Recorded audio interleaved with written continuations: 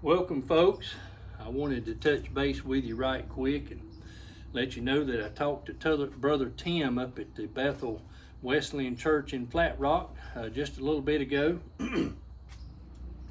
And was talking with him, and we was discussing some things, and he was telling me about several items that I'm going to talk to you about this evening. The first item is up at the church in Canton, they've had 2 mobile home parks completely gone. Now they've located most everybody, I think, and there's a lot of them living in tents close to the location where the mobile home park was at. You might have seen this. It's already been aired on the news out of Charlotte, North Carolina. I'll try to supply that link in this video so you can see what's happened and how these people are having to live. Right now, they're getting all of the stuff they can get from the Canton Wesleyan Church. Those folks have reached out and are supplying essentials to them and so forth. But Brother Tim was telling me right now they're trying to find housing for people, and they just ain't enough housing around to house the number of people that are displaced. And then there's a lot of them that are they're displaced and they don't know where they're at. So they're having to try to locate these families. The house is there on most of them, but it's been flooded out and they don't know where the family has gone to try and seek shelter. They don't know any of this stuff yet. So there's still people that's unaccounted for, but they think they're okay. There are some areas that are still completely cut off. There's a place up above Burnsville called Beulah. Fella down the road from here, about 30 minutes, 45 minutes, is he just coordinated a flight of 425 pounds of beef to these folks. And you're thinking, well, how in the world, if they cut off and no power, are they cooking beef?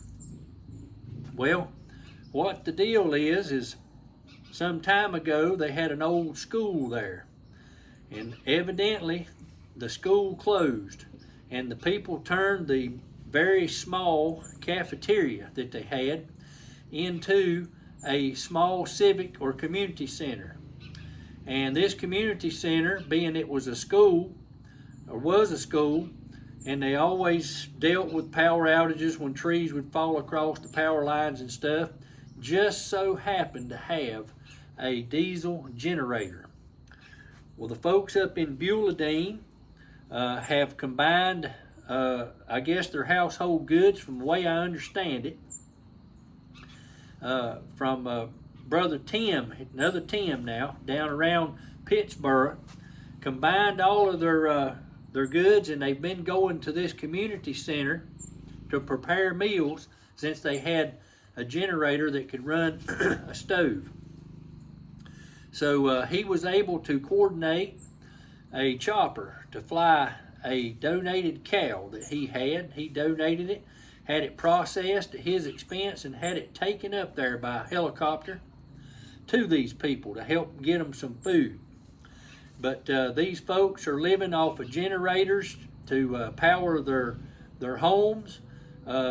They weren't affected as far as the flood now. Let me get that straight. They still have their house, but they are cut completely off. The road is gone.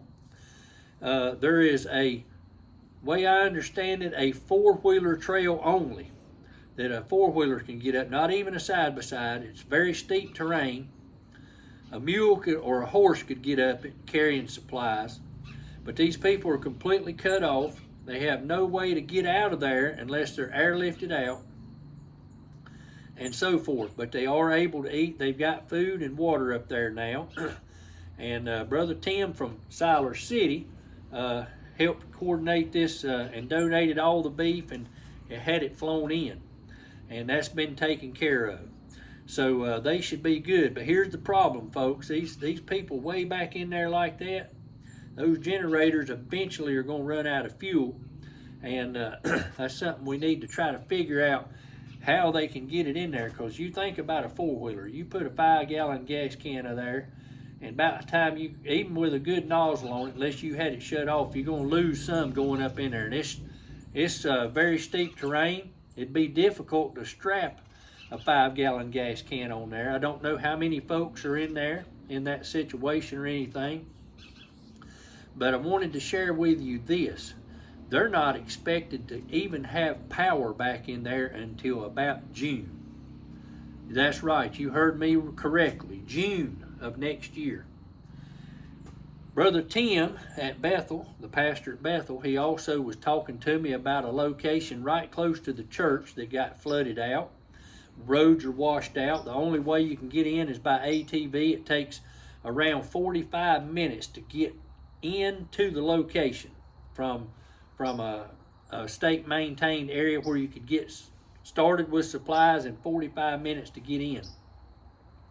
They only have generators. The hopes of them getting any power is between March and June of next year. Every power pole down in the lower half of the valley down in there was swept away. So there's no hope for those folks getting any power. So you see how critical these heaters are. These people are going to have to try to survive all winter long on heaters. And Brother Tim in Flat Rock, the pastor, I got to keep the Tim separated. We've got talking about a couple of them here on the video. He was telling me that all these folks, most of them, they don't have a job now because they've lost their employment. The business they was working at may be gone. It was in town. They 45 minutes on an ATV just to get out to a location where they could even get to a job, but their cars are trapped back in the hills. Or they've lost their car, depending on where it was parked and how close they were to that river. So you see, folks, it's a bad, bad situation up there. I might have mentioned this morning, and I think it did, they were still showing on Duke Power that there's 14,000 without power. And the power that has been restored, folks, they haven't come in with a mad rush of putting power poles in. They cannot get that many poles. Those poles that they had probably done used up, and they're just temporizing this power to these people's houses.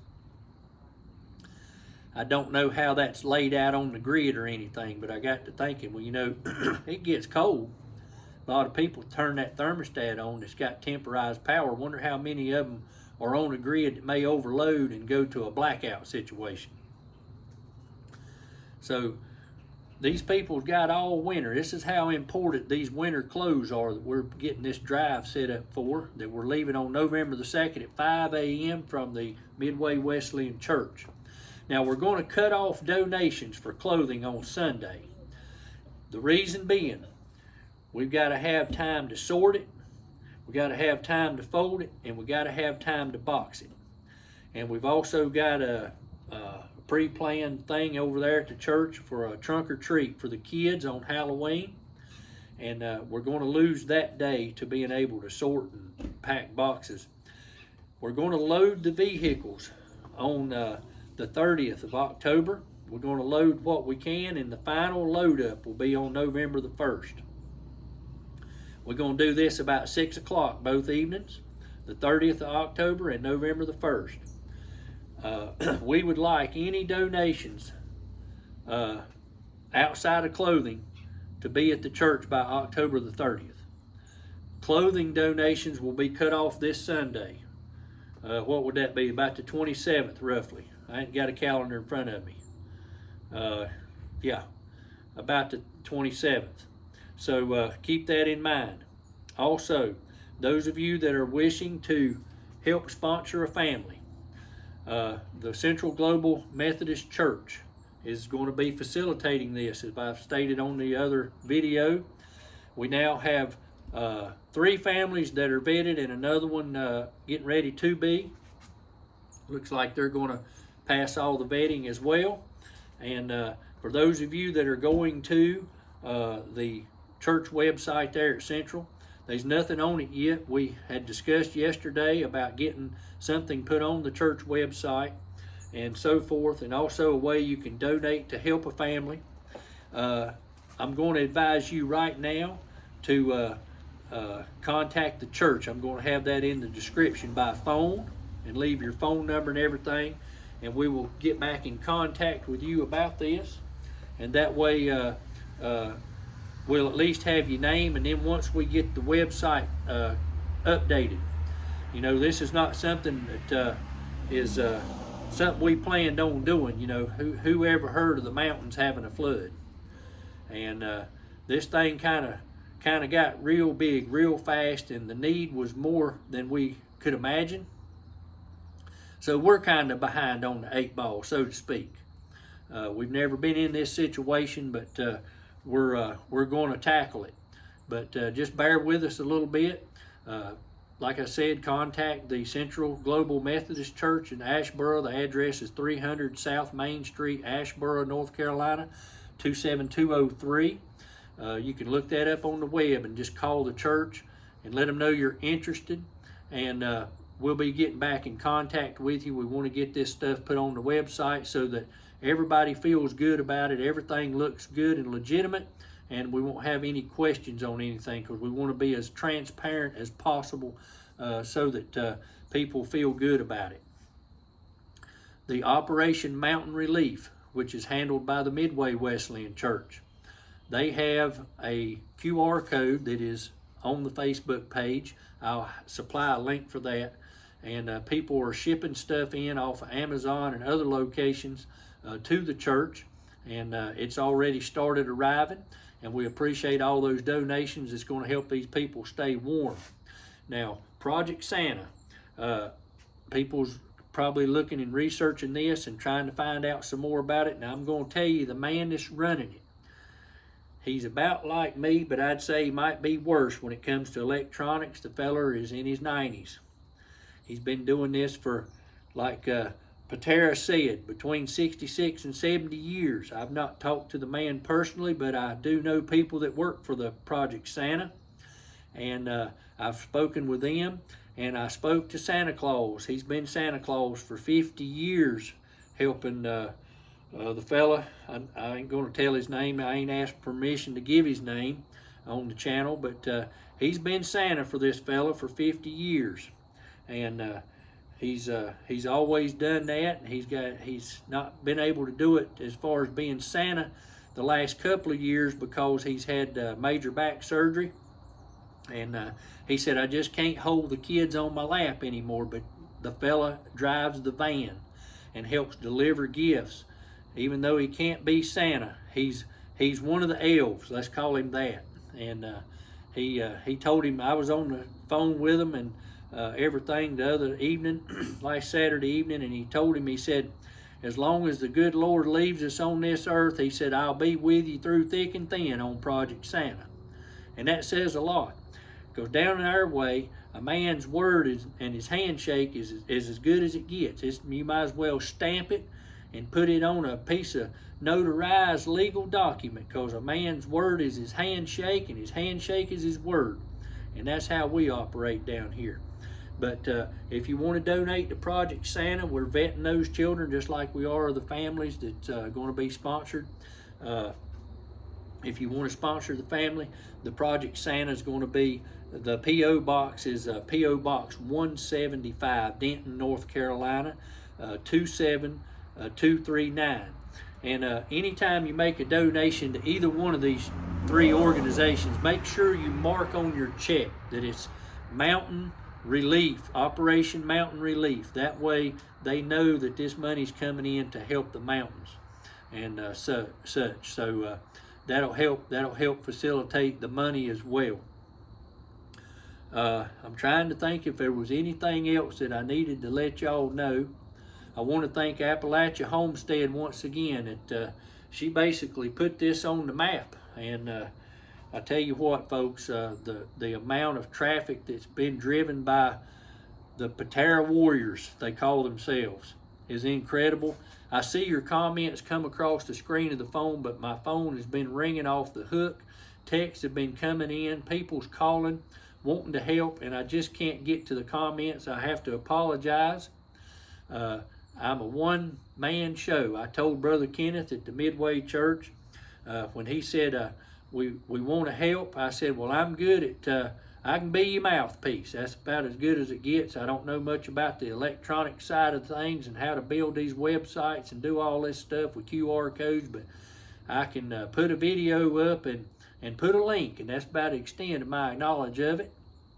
Just to be honest with you, when I grew up, there was no such thing as computers, and the year I graduated high school, they had gotten one into the high school, but the person that it was sent to didn't even know how to turn it on, and they kept it under a canvas tarp, and that's going to tell you about how old I am, and that's as far as we need to go with that. But anyway, I want to praise the Lord for filling these storehouses up in the mountains of food and water that's got them in abundance, and this is enabling us to be able to gather up all these winter clothes and things that they need so desperately. And the push right now is 20-pound propane tanks, the adapters and hoses that goes into these little buddy heaters, and the buddy heaters, as well as sleeping bags and blankets and good nice winter coats. Thank you for joining us today. I hope this has helped you a little bit. And don't scare anybody off, because we just ain't prepared on our website. This thing is snowballed so big. We found out how bad it was, and things have just kind of led one to another. The Lord has helped us to see that we need to help these families, but we got to help ourselves to help the families to get all this stuff up online and everything to make everything look like it's supposed to, and contact information and donation buttons and that sort of thing. So bear with us a couple days as we're working on this, and we'll keep you updated. But like I said, you can contact these churches. The QR code is on the Midway for donations. We're working on the one for the Central Church and Project Santa. I'll have to find out from the First Baptist Church, which runs it's the physical location for Project Santa, and see if they have any kind of a electronic QR code is called to make donations if somebody wanted to do it online. Otherwise, it would have to be a check or something sent to Project Santa on the P.O. box that I've listed earlier. All this stuff's going to be in the information as well, folks, on the description. And just be patient with us as we're trying to struggle through this with you. And it's a mountain we've got to get over, but the Lord's going to help us. Amen. Y'all have a blessed evening.